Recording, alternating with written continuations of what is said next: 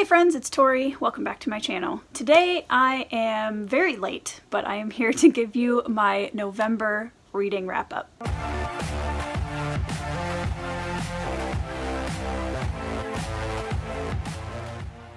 I feel like November I had a pretty insane variety of books. I read a sci-fi, fantasy, space opera, superhero book, all the way to a couple of poetry collections. So honestly, I feel like it was kind of a crazy month as far as reading goes. So I'm sure you have seen this book a million times on my channel by this point, but the first book I read in November was Yellow Sky Revolt by Baptiste Ponsonwu, and you can definitely go check out my dedicated video review for this book. This book is the debut novel by the author, and it details the Three Kingdoms era civil wars that happened in ancient China.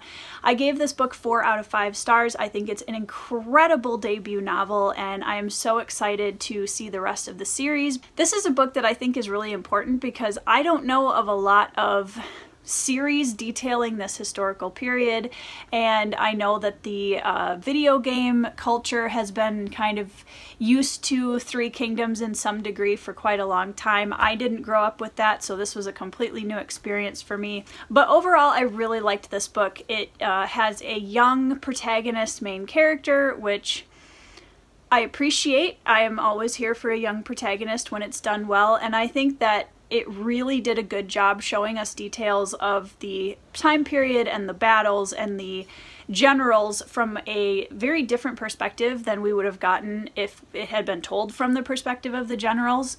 So I appreciated that because as a boy, you know, looking up at these very famous historical figures in the beginning of this series, Liao Hua, who's our main character, gives us he kind of adds to the mythos of those characters. And when you're, you know, reading from a small boy's perspective, looking up at these, you know, giants of the time period, this one was a really good way to start off the month of November, and I am definitely going to be continuing with the series when book 2 comes out. After Yellow Sky Revolt, I took a massive swerve to Wistful Ascending by JCM Byrne. This is a book that is a superhero space opera, kind of sci-fi fantasy. There are sentient spaceships. Our main character is a reluctant hero who used to be this very powerful kind of war machine, and he just wants to leave all that behind him and throw himself into his 9-to-5 day job as a tow chief, bringing these cargo ships into the space station that he lives on. It's such a unique book in the best way possible. I was looking for something that had some humor, but was still a really good, solid character story, and I feel like Joe Byrne really was able to bring all of that into this book. It definitely reads a little bit more like a comic book, I would say, where it's a little bit episodic, which I actually really liked, and I think that format really lends itself well to this book. I am planning on doing a dedicated review for this book. I have not gotten to it yet. I love the TV show Firefly. That's been a huge favorite of mine for years, and so when I went into this book, I was looking for that kind of same, I don't know, vibe or atmosphere feel that I had gotten from Firefly, and I would definitely say that this is a recommendation I would give to any fans of Firefly out there, because while it does have the humor and it does feel more comic book kind of episodic, JCM Byrne does a phenomenal job weaving in the heart and soul that we love so much in those characters, and I think he just really knocked that out of the park. After I finished Wistful Ascending, I once again took another major swerve into completely different territory, and I picked up a book called Weeds Also Need Water by Miranda Kulig. This is a poetry collection where the author works through her emotions and healing after being in a very serious accident. Almost all of the poems are handwritten, which I thought was a really cool detail, and she includes a lot of sketches.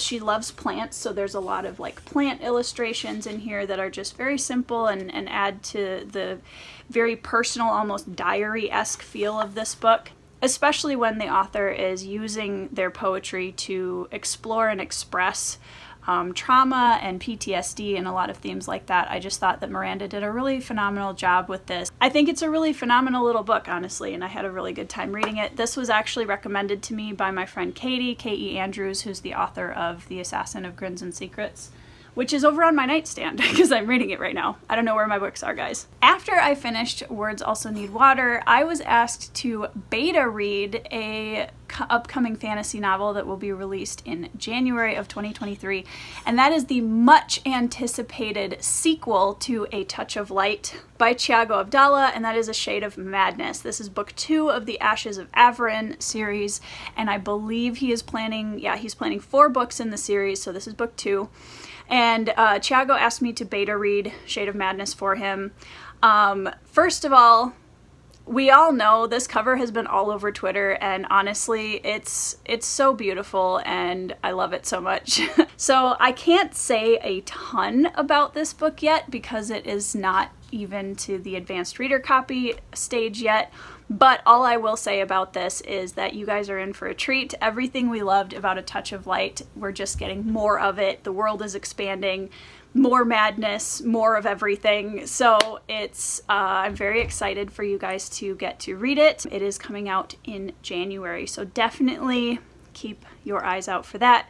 Pre-order your copy. After I finished Shade of Madness, I needed another short read, and so I picked up Zoo by A.C. Cross. This is another book that feels almost diary-esque in nature, and I've discovered that I really enjoy those. Poetry books, diary, kind of just people talking about their lives and their experiences in a more poetic or literary form is something that I really enjoy. I like memoirs as well, so I'm always up for things of this nature. You guys should be really proud of me. I am learning how to read on my eWrite reader. I'm doing a good job. I'm getting there. I'm actually like getting used to it now. I'm still a physical copies person at heart. What I really liked about Zoo, it's a very unique take on exploring personal experience and trauma, I think, and I really enjoyed that about it. It's definitely a major twist on what we typically see people do with this kind of subject matter, and A.C. Cross basically takes us through different exhibits in a zoo, and each exhibit has to do with a specific part of him as a person, and it's a lot of emotions, it's a lot of experiences. He talks about things like depression, he talks about anxiety, he talks about very specific types of anxiety and depression, and goes through some very personal life experiences and kind of, you know, bears his soul in a lot of ways in this book. And I always think that it's incredibly brave when authors do that, because he really kind of threw open the door and allowed us to find our way through and pick out things that we can relate to and empathize with, and I just think that that's really cool. So it's a very short novella. I think it was only like 60 or 80 pages, so it read very quickly. I'm a big fan of how he chose to write this, and I think it's a really unique take on personal experience. After Zoo by A.C. Cross, I picked up another poetry book, and that was War Horses by Yusef Komunyakaa. Yusef is a poet that I had the privilege of hearing at a poetry reading when I was in college, and I read his first book, Neon Vernacular, pretty soon after that, so in my early 20s.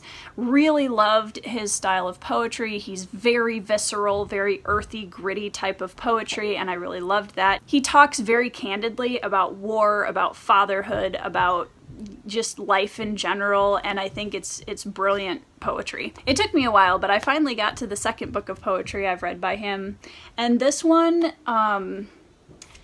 really focuses in on war and conflict, and again, fatherhood is a major theme in this one, love is a major theme in this one, and he just has there's such a layer of gritty desperation in his poetry that I really, really love. I'm gonna read one tiny little stanza from his poem, The Hag.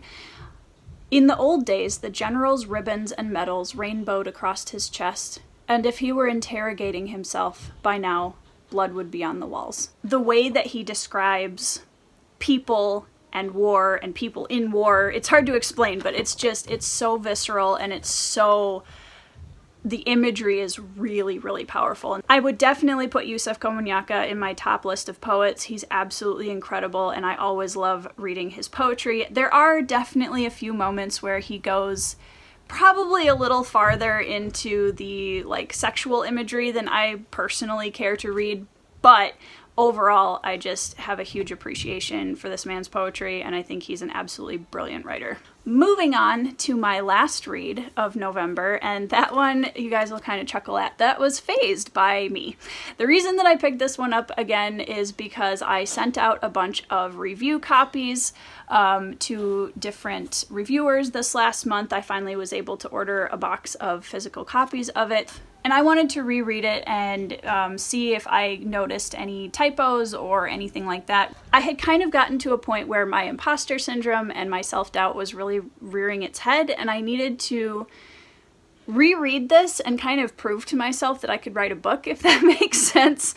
It's been so long since I've read something finished of my own that it was a really fun experience to get back into it and to the characters that I love, and to have kind of a refresh so that when my reviewers come back and they talk about certain things in the book, that it'll be a lot faster for me to recall what they're talking about and what section that's in. Phased is just under 400 pages. It's not in my opinion, it's a pretty easy read. I don't write dense prose because I just don't. Phased follows the story of two sisters, Val and Lila Blackwood, who are werewolves, and they are true blood werewolves, which makes them the most powerful type of werewolves because their blood is like all werewolf. There's no human like intermarrying in their ancestry.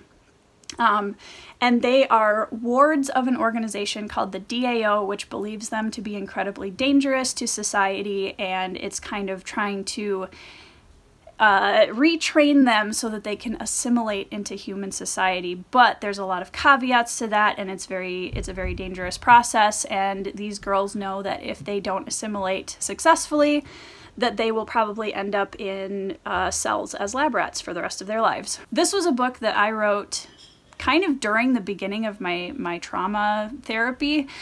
So it very quickly became something that allowed me to explore some very important and heavy mental health themes. So I will put a caveat on this book that if you are squeamish, I guess, about really dark mental health themes, maybe be careful with it. But I tried to do it in a way that really focuses on the characters and the heart of those characters and their overcoming certain things. Anyways, that's my pitch for my own book currently.